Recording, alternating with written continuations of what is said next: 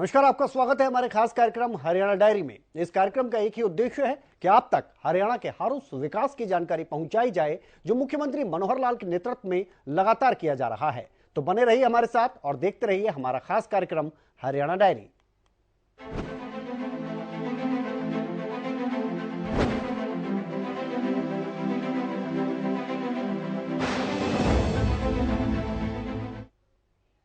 तो सीएम मनोहर लाल हरियाणा को विकास की बुलंदियों तक पहुंचाने के लिए प्रतिबद्ध हैं। बात अगर स्वास्थ्य क्षेत्र की जाए तो सीएम ने प्रदेश के हर व्यक्ति के स्वास्थ्य को और बेहतर बनाने का बीड़ा उठाया है।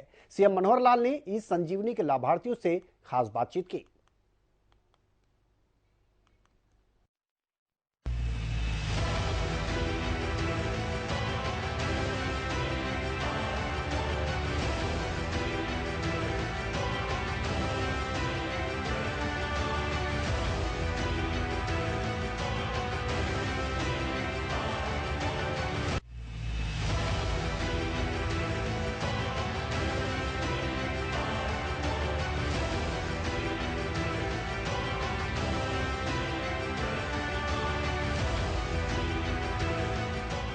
हरियाणा के मुख्यमंत्री मनोहर लाल की अगुवाई में हरियाणा में विकास कार्य किए जा रहे हैं। हरियाणा में विकास की गंगा बह रही है। सीएम मनोहर लाल जब से सत्ता में आए हैं तब से जनता के हित में लगातार कार्य कर रहे हैं। सीएम मनोहर लाल का ये प्रयास रहता है कि जनता को स्वास्थ्य के क्षेत्र में सरकार की तरफ से हर संभव सुविधा उपलब्ध कराई जा सके। इसके लिए लगातार अब सरकार की तरफ से प्रयास भी किए जा रहे हैं।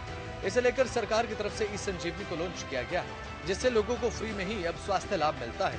इसी कड़ी में सीएम मनोहर लाल ने ई संजीवनी के लाभार्थियों से बातचीत की और इसके बारे में जानकारी भी दी है। सीएम ने कहा कि बीजेपी की सरकार के कार्यकाल के दौरान मेडिकल कॉलेज की संख्या बढ़ाई गई है और साथ ही एमबीबीएस की सीटें भी कॉलेजेस में बढ़ाई गई हैं। ई संजीवनी के माध्यम से हम सब लोग, क्योंकि डॉक्टर के साथ परामर्श करके इलाज करवाया है और ऐसे लाखों लोग ऐसे हैं जो इस पद्धति से लाभान्वित हुए हैं। विशेष तौर पर जब कोविड का ये समय आया था तो कोविड के समय अच्छे व्यक्ति भी चाहते हुए भी अस्पताल में जाने के से कई बार कठिनाई होती थी, क्योंकि उस समय किसी व्यक्ति से बात नहीं करनी, मास्क पहन के रखना है, किसी के संपर्क में नहीं आना है। तो सबको लगता था कि भले मैं अस्वस्थ हुआ हूं लेकिन मेरा इलाज केवल फोन से बात करने के बाद ही परामर्श से हो जाना चाहिए। और उस समय बहुत बड़ा लाभ इसके कारण से, ई संजीवनी के कारण से हम लोगों ने उठाया है। हालांकि प्रधानमंत्री जी ने इस ई संजीवनी को इससे पहले नवंबर 2019 में ही लॉन्च किया था। लॉन्च करते समय तो विचार ये था कि आखिर बहुत लोग ऐसे गरीब परिवारों से हैं जो शायद किसी डॉक्टर के पास जा नहीं सकते, उनके पास समय का अभाव होता है, समय में होता भी नहीं है। कई बार कभी कभी वहां की भीड़ में लंबी लाइनें लगी होती हैं, इंतजार करना पड़ता है। कभी कभी डॉक्टर के पास जाने से वैसे भी संकोच होता है। तो कोई ऐसी सेवा जो लोगों को फ्री में मिले और अपने घर से बैठकर टेलीफोन करके अपनी बातचीत बता सकें। बहुत बीमारियां ऐसी हैं जिसमें शायद अस्पताल में जाना इतना अनिवार्य भी नहीं होता, केवल डॉक्टर से बात करके और दवाई अगर वो हमको लिख के दे देते हैं, बता देते हैं, तो हम उस दवाई का प्रबंध करके और जाकर कहीं भी दुकान से लेकर उनकी बताई पद्धति के अनुसार जो भी डोज वो बताते हैं वैसा हम ले लेते हैं और उस प्रकार से हमें ठीक एक प्रकार से राहत मिलती है। हमने इसके लिए अपने हर जिला केंद्र पर 2-2 डॉक्टर 24 घंटे की सेवा दे रहे हैं, नियुक्त किए हैं। और इसी प्रकार पीजीआई चंडीगढ़ में भी हमारा उनके साथ भी करार है, तो 8 डॉक्टर लगातार राउंड द क्लॉक वहां बैठते हैं। तो ऐसे 30 डॉक्टर्स एट ए टाइम ये हमको हर प्रकार की बीमारी का उचित परामर्श देने के लिए बैठे हैं।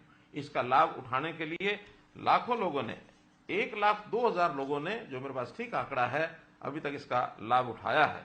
तो मित्रों, डॉक्टर से बात करके अपनी संतुष्टि से और हम ये जो डिजिटल स्वास्थ्य की सेवा है इसका लाभ हम लोग उठा रहे हैं। और निश्चित रूप से जो लोग डॉक्टर के पास जाने से कतराते हैं, कई बार उनको अच्छा लाभ इसमें से मिलता है और वो डॉक्टर के पास जाकर के उनको प्रतीक्षा नहीं करनी पड़ती और आसानी से एक प्रकार से इलाज करवा सकते हैं। दूसरा लाभ अस्पतालों को भी होता है। अस्पतालों में मरीजों का जो दबाव है वो भी कम होता है, डॉक्टर के पास भी दबाव कम होता है। तो इतने टेलीफोन के माध्यम से जितने लोग ओपीडी का अथवा अन्य बीमारियों का जो परामर्श लेते हैं इस टेली परामर्श से, और उनको भी सबको लाभ होता है। मैं तो आपको अपना एक अनुभव बताता हूं। मुझे भी कोविड के दौरान इस कोविड की बीमारी में से गुजरना पड़ा था और इसके बाद जो आफ्टर इफेक्ट्स हुए थे, जो उसके बाद कुछ तकलीफें शेष रह जाती हैं, तो हमारे एक डॉक्टर मित्र ने, यहाँ से एक दूर डॉक्टर थे, दूरी अधिक थी, तो वहां जाने की बजाय उन्होंने कहा कि आज हम टेली परामर्श के माध्यम से इनसे दवाई पूछ लेते हैं। और उन्होंने टेली परामर्श के माध्यम से दवाई पूछी। एक 5 मिनट में सारी बातचीत बता दी गई, डॉक्टर ने अच्छी दवाई भी दे दी और उस डॉक्टर की दवाई को सेवन करने के बाद मुझे उसका लाभ भी हुआ। तो वास्तव में इस टेली परामर्श की पद्धति से जिनके पास कंप्यूटर या इंटरनेट के साथ लगा हुआ कंप्यूटर है अथवा एंड्रॉइड का फोन है, वीडियो कॉल अथवा लाइव चैट के माध्यम से वो टेली कन्वर्सेशन करके और इस दवा का प्रारंभ कर सकते हैं। अभी ई संजीवनी के माध्यम से ओपीडी का जो जोर है, ओपीडी का जो दबाव है, वो भी काफी कम हो गया है। तो इस प्रकार से हम लोगों ने अपने स्पेशलिस्ट को जो बैठाया है, उन स्पेशलिस्ट की अच्छी जो दवाई हमको मिलती है, इसका लाभ सब लोगों को होता है। अभी जब ये ई संजीवनी प्रारंभ हुई थी तो उस समय 13 कॉल प्रतिदिन मात्र आती थी और अब धीरे धीरे बढ़कर के सभी 30 डॉक्टर्स के पास 500 कॉल्स के लगभग ये आनी शुरू हो गई हैं, अर्थात 15 से 20 कॉल तक प्रतिदिन आती हैं जो इन डॉक्टर से परामर्श ले सकते हैं। इसमें पीजीआई जो हमारा चंडीगढ़ है, इस पीजीआई चंडीगढ़ और पीजीआई रोहतक, इनकी दोनों की भूमिका भी बहुत ही अधिक इस प्रकार से पाई जाती है।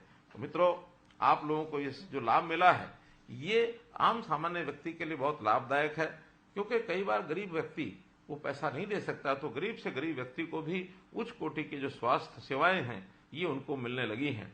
हमने वैसे स्वास्थ्य के क्षेत्र में बहुत सी और योजनाएं बनाई हैं। जहां तक डॉक्टर की उपलब्धता का विषय है, जब 2014 में हमने देखा कि हमारे यहाँ जितनी पॉपुलेशन है उसके हिसाब से डॉक्टर्स की संख्या बहुत कम है, तो उस समय मेडिकल कॉलेजेस की संख्या बढ़ाने का हमने निर्णय लिया और ये कहा था कि हर जिले में कोई ना कोई मेडिकल कॉलेज होना चाहिए। मुझे इस बात का संतोष है कि आज बहुत से मेडिकल कॉलेज नए खुल चुके हैं।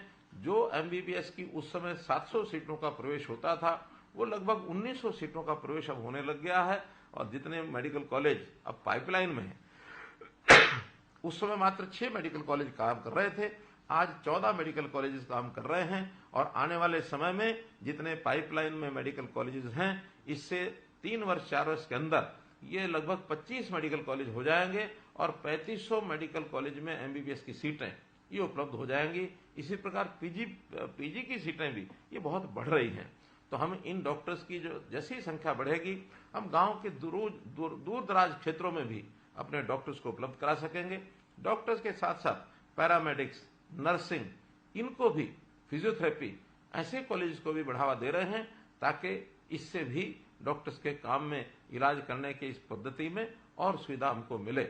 इसी प्रकार से हमने आयुष्मान भारत, मालूम है कि देश में प्रधानमंत्री जी ने जो आयुष्मान भारत की योजना चलाई, इसमें गरीब व्यक्ति को 5 लाख रुपए तक का मुफ्त बीमा ये सारे देश भर में लोगों को दिया गया है। हरियाणा में ऐसे 15.5 लाख परिवारों को इस बीमा का लाभ होने वाला था। हमने साथ में चिरायु योजना बनाई, जिसके कारण से ये संख्या 29 लाख परिवार इसमें कुल मिलाकर शामिल हो गए। बाद में जब ऐसा भी लोगों की डिमांड आई कि 1,80,000 रुपए वार्षिक से ऊपर 3 लाख रुपए तक के लोगों को भी इस योजना का लाभ मिले, तो हमने बहुत एक कम राशि, केवल 1500 रुपया वार्षिक योगदान से, और इसको ऐसे लोगों के लिए भी खोला है जो अपना रजिस्ट्रेशन करा रहे हैं। तो 8 लाख लोग, परिवार इस योजना में 1,80,000 से लेकर 3 लाख तक की जो योजना है, ऐसे 8 लाख नए परिवार इसमें जुड़ेंगे। अगर ये सब जुड़ते हैं तो लगभग 37 लाख परिवारों को ये सुविधा उपलब्ध हो जाएगी। हमारी आबादी का यानी 55% एक प्रकार से जो जनसंख्या है, इस आबादी से इस योजना से लाभान्वित होगा। कभी कभी व्यक्ति को बीमारी का पता नहीं लगता है, बीमार होने के बाद इलाज की ओर वो उत्सुक हो जाता है। इलाज के लिए वो ओपीडी भी जाएगा, ई संजीवनी का उपयोग करेगा, अस्पताल में आवश्यकता पड़े तो इलाज कराएगा। लेकिन कभी कभी बीमारी बिल्कुल एकदम प्रारंभिक क्षणों में होती है, व्यक्ति को पता नहीं लगता है।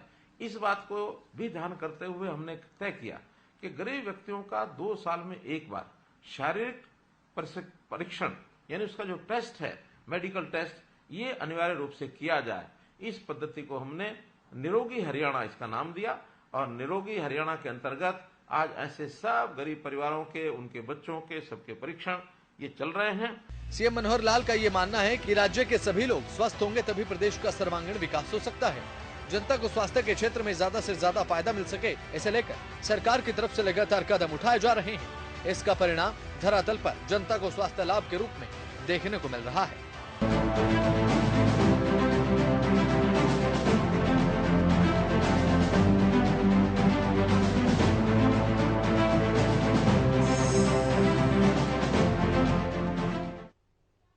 और हरियाणा के मुख्यमंत्री मनोहर लाल ने समाज निर्माण में संतों और महात्माओं की भूमिका को महत्वपूर्ण समझते हुए शुरू की गई संत महापुरुष सम्मान और विचार प्रचार योजना के बाद अब एक और नई शुरुआत की है। सीएम ने श्री राम भक्त सम्मान समारोह कार्यक्रम में 325 से अधिक रामलीला कमेटी के पदाधिकारियों और कलाकारों को सम्मानित किया। साथ ही रामलीला से जुड़ी कई बातों का भी जिक्र किया।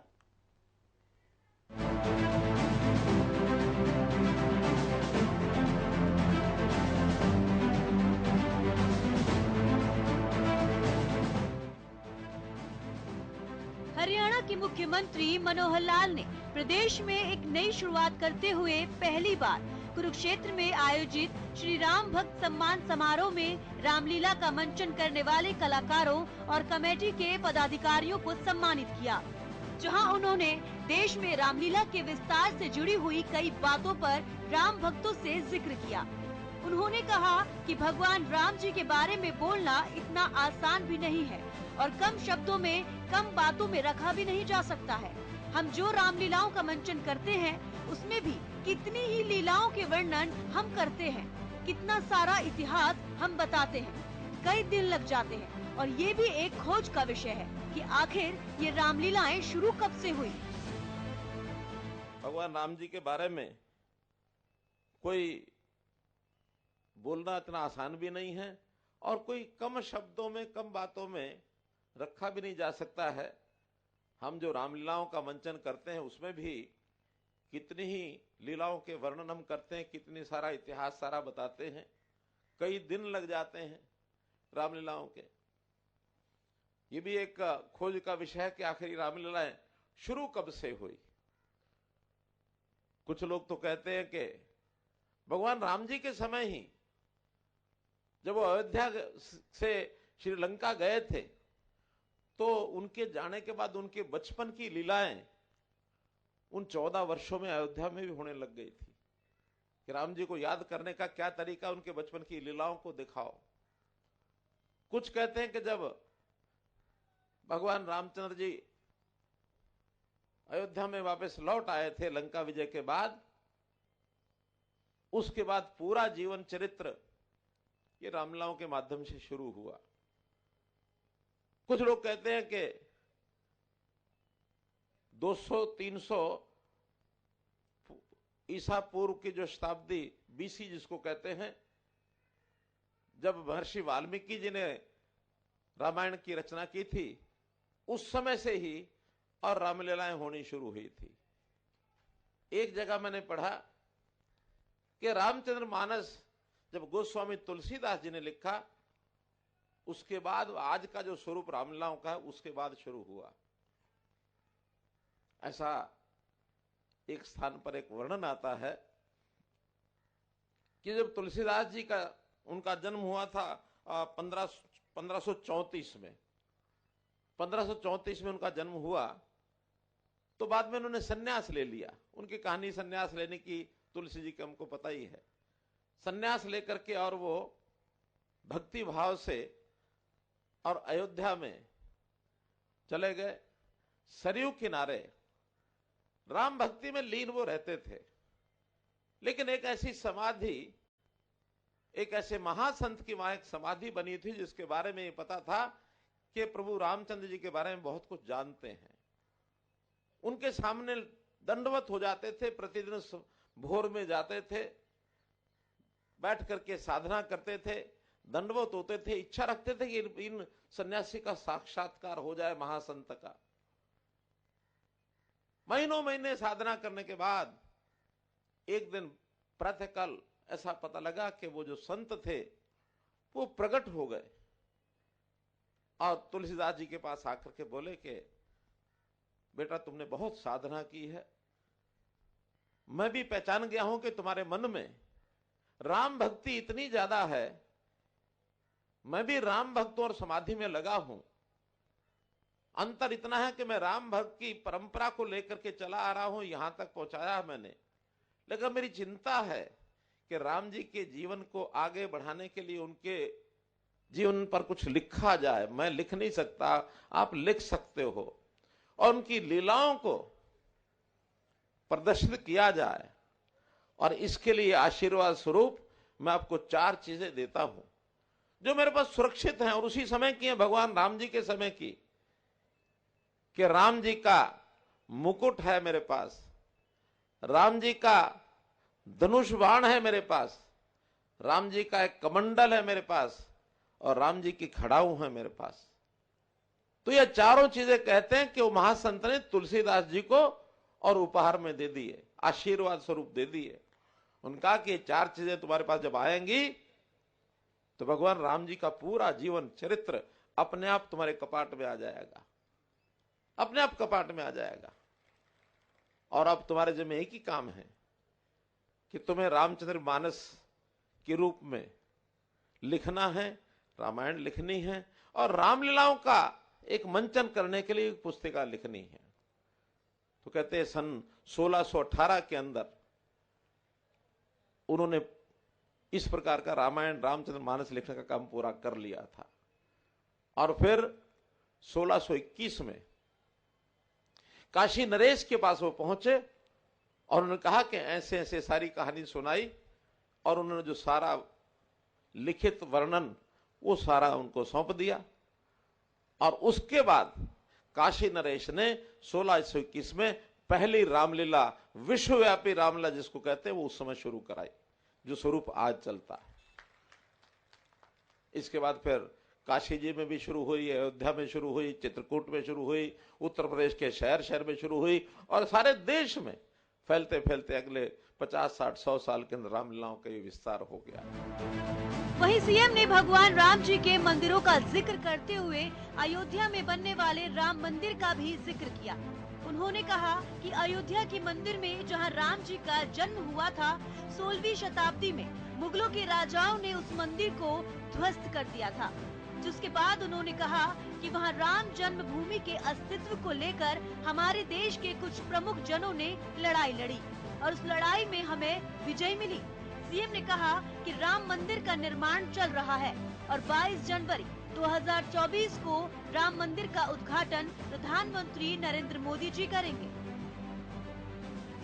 क्या कि राम जी का ये जीवन अपने देश की जनता के सामने जिस प्रकार आप प्रस्तुत कर रहे हैं, उनके संस्कृति को, उस समय की संस्कृति को बचाया जाने के लिए, लोगों में संस्कार जाने के लिए राम जी के मंदिर जगह जगह स्थापित सारे देश में हुए।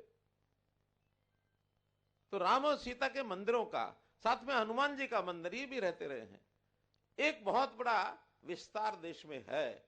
वहीं अयोध्या जी में जहां राम जी का जन्म हुआ था, वहां का जो मंदिर है 16वीं शताब्दी में मुगलों के राजाओं ने उसको ध्वस्त कर दिया। बाबर ने उसको ध्वस्त किया था 500 साल पहले। उनके अपने मंसूबे रहे होंगे, उनकी अपने कुछ कारस्तानियां रही होंगी, लेकिन लंबी कहानी है वो। 500 साल में हमने मुगलों से भी मुक्ति पाई, हमने अंग्रेजों से भी मुक्ति पाई। 1947 में हम देश आजाद करके आगे बढ़े, लेकिन 47 के बाद भी कोर्ट्स में ये चक्कर चलता रहा कि वहां राम जन्मभूमि का अस्तित्व है कि नहीं है, सबूत चाहिए, ये चाहिए, वो चाहिए। उस लड़ाई को हमारे देश के कुछ प्रबुद्ध जनों ने लड़ा और उस लड़ाई में विजय मिली। आखिर ये स्थापित हुआ कि हाँ, वहां राम जन्मभूमि ही है, और उन्हीं का मंदिर ओरिजिनल था जिसको तोड़ करके मस्जिद बनाई थी। और आप जैसे राम भक्तों ने, मैं भी उसमें शामिल ही था, मुझे पता, भिवानी से हम कार सेवकों को शाम के समय ट्रेन भर भर के फैजाबाद भेजा करते थे। ये 1980, 82, 85 में जब ये आंदोलन चले थे, तो सबने मिलकर के इस प्रयत्न को इतना ज्यादा एक आक्रामक बनाया। उधर सुप्रीम कोर्ट ने भी सहयोग किया और उसका निर्णय हुआ और वहां पर एक भव्य राम मंदिर जी का एक निर्माण होना चाहिए और उसके नाते से हर प्रकार की तैयारी पूरी हो गई है। अभी राम मंदिर का निर्माण चल रहा है और जो दिन बताया गया है कि 22 जनवरी 2024 राम मंदिर का उद्घाटन प्रधानमंत्री जी नरेंद्र मोदी जी करने वाले हैं। उस दिन फिर एक दिवाली, उसी प्रकार की दिवाली जब प्रभु रामचंद्र जी लंका विजय के बाद वहां आए थे, वैसी एक दिवाली 22 जनवरी को होगी। सारे देश भर में हमको ये दिवाली मनानी है, सारे देश भर में मनानी है।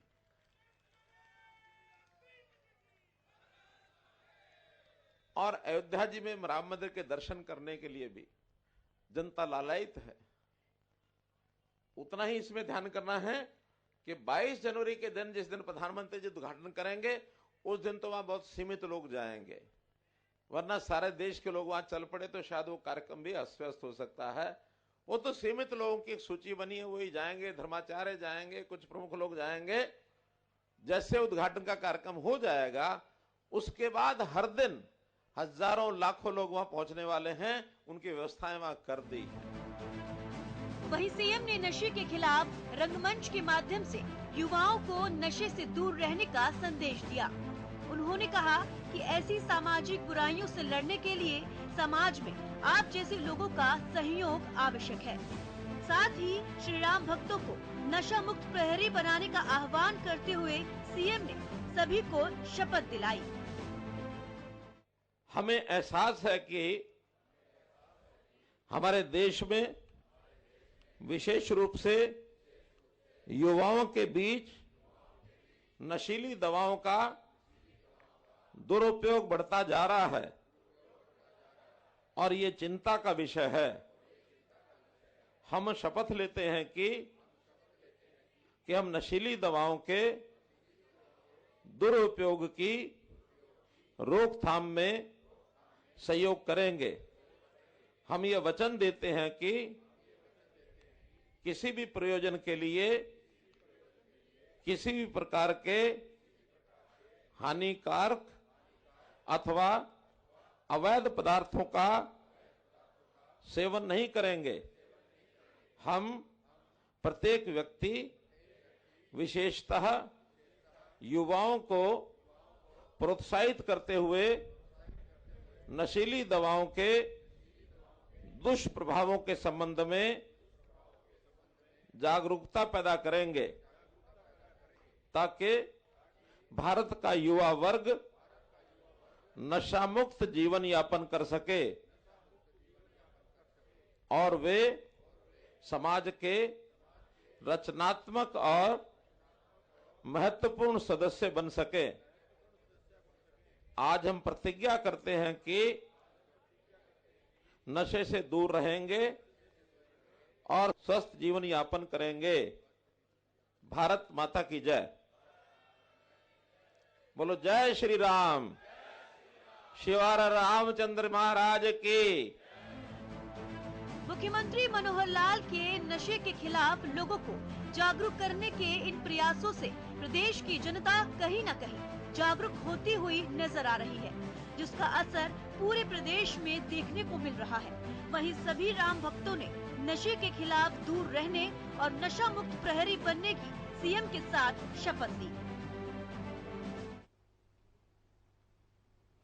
तो मुख्यमंत्री मनोहर लाल के कुशल नेतृत्व में हरियाणा प्रदेश लगातार विकास की ओर अग्रसर है। ऐसे में हरियाणा का हर वर्ग सरकार के कार्यों से काफी संतुष्ट भी नजर आ रहा है, क्योंकि हरियाणा सरकार का एक ही मकसद है कि प्रदेश के अंतिम व्यक्ति का विकास किया जा सके। फिलहाल हमारे खास कार्यक्रम हरियाणा डायरी में आज के लिए इतना ही। आप बने रहिए हरियाणा न्यूज के साथ। नमस्कार।